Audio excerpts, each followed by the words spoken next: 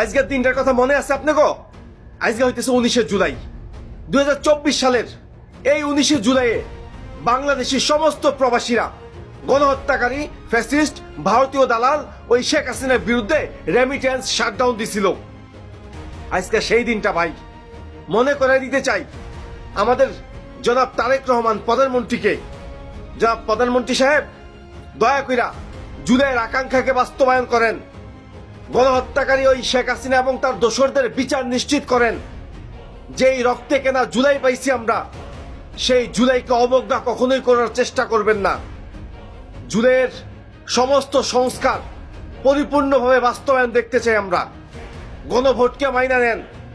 জুলাইয়ের সাথে টালবাহানা করলে বাংলাদেশের আপামর জনগণ তথা প্রবাসীরা কোনোদিন আপনাদেরকে ক্ষমা করবে না। এই যে 2026 সালের 12ই ফেব্রুয়ারি যে নির্বাচন হইল, সেই নির্বাচনে গণভোটের পক্ষে প্রবাসীরা রায় দিছিল, হায়ের পক্ষে অবস্থান নিছিল। আর এই গণভোটকে নিয়েই আপনার সংবিধান নেতা টালবাহানা শুরু করছে। আমি জানি না আপনাদের কোন জায়গায় বাধা এই গণভোটকে মাইনে নিতে। এত টালবাহানা কি লেগে করতেছেন? বেশি বাড়াবাড়ি আর বেশি টালবাহানা কইরেন না জনাব তারেক রহমান সাহেব, আমাদের প্রধানমন্ত্রী। জুলাইকে মাইনে নেন, গণভোটকে মাইনে নেন। যদি এগুলা বাস্তবায়ন না করেন তাহলে বাংলাদেশের প্রবাসীরা যারা গণভোটে হায়ের পক্ষে অবস্থান নিয়েছিল তারা চাইলে অনেক কিছু করতে পারে। জুলাই 2024 সালে প্রবাসীরা দেখাই দিছে সেইটা।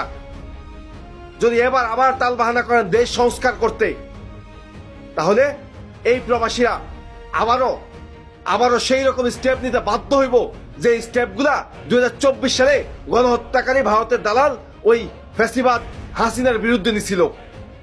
আমরা চাই আপনি সুন্দরভাবে দেশটা পরিচালনা করেন। আমরা আপনার বিরুদ্ধে না, কিন্তু বিরুদ্ধে আমাদেরকে ঠেলে দিয়েন না। ভালো থাকবেন।